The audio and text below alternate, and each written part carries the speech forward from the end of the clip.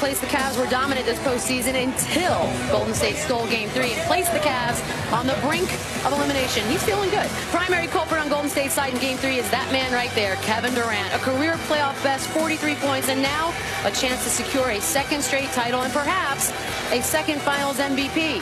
LeBron's Cavs made history in 2016, rallying from a 3-1 deficit. Can he start an even greater task tonight, down 3-0, and extend Cleveland's season one more game? Here inside the queue with Jalen Rose. What up, Dow? 2004 Finals MVP Chauncey Billups. Bringing the fashion tonight. Billups And 2008 clean, Finals MVP Paul Pierce. Looking clean, boy. You're looking clean. I appreciate that, man. Did you save it thinking this was it? Like your last? I don't know if y'all been watching, but I've been strong every night. My bad. I didn't mean to insult you. That's on me. All right, so we have two teams here who began their season on opening night 234 days ago. That's it. Will the Warriors host the Larry O'Brien Trophy tonight? Well, we know one man will have something to say about that.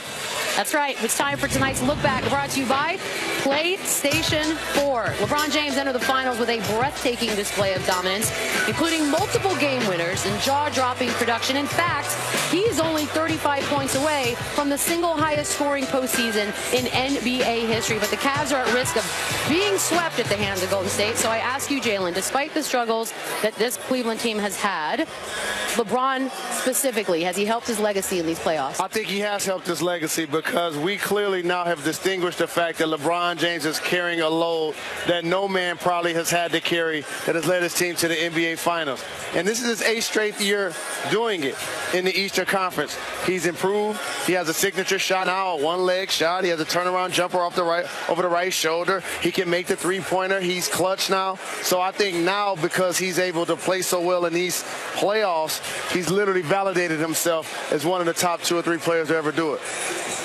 Ooh, I mean, I definitely agree with that. But here's the thing. I just can't. Nothing surprises me with this guy anymore, right? So at the end of the day, for me, the only thing that helps his legacy is to win it again and win more championships. Because this right here, 15th year, nobody's ever done it. But nothing surprises me with this guy. The only thing that can help his legacy, in my opinion, is to win more championships. That's what He's done too much. I mean, yes, he did show he was a clutch player this year. Not that he hasn't been in the past, but even more so this year. With a guy like LeBron, who has a track record of being great in the playoffs every year, the only thing he can do, he didn't do anything to hurt his legacy, but I'm not sure how much he did to help his legacy. Really? And at this point, you know, the ceiling and the bar is so high. He's raised the bar so high. The only thing that helps him is winning the championship. I'm in there with you. Really, legacy is defined by what people believe. And so for the generation of people that never saw Michael Jordan play, LeBron James is now, to them, the greatest player that they've ever seen. We've had more LeBron James versus MJ conversations this season than we ever had. No, I agree, but I don't think that was just because of this postseason run. He had a heck of a season. Like, you know, he's going to finish probably second in the MVP voting.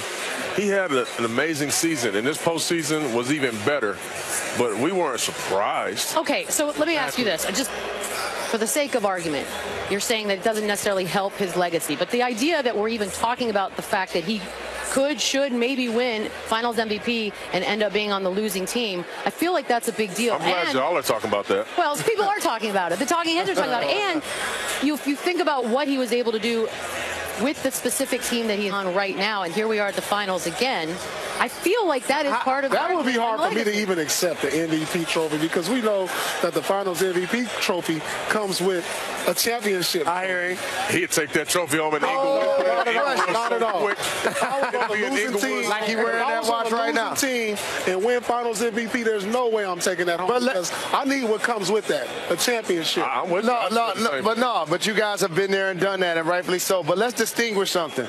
If they get swept or they lose in 5, he ain't winning Finals MVP. So that conversation is irrelevant. I'm not saying he's winning it, but the idea that the discussion is even being had goes to show you what kind of season. Well, best player versus best team. That's my thing right there. Is he's the best player in the world.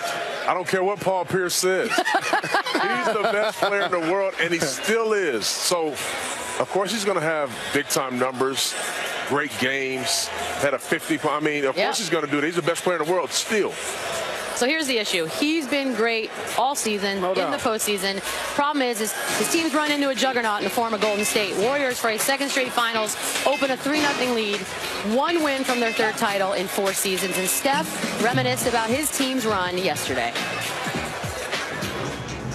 Looking back 2015, 2016 last year and this year, there's been so many different challenges that we've faced, and some we've succeeded at, some we haven't. And definitely a better player than I was before, you know, these 4 series have started, and hopefully there'll be an appreciation for that when it's all said and done. Okay, Paul, to start with you, are you ready to put this team in the conversation of greatest teams ever? Without a doubt.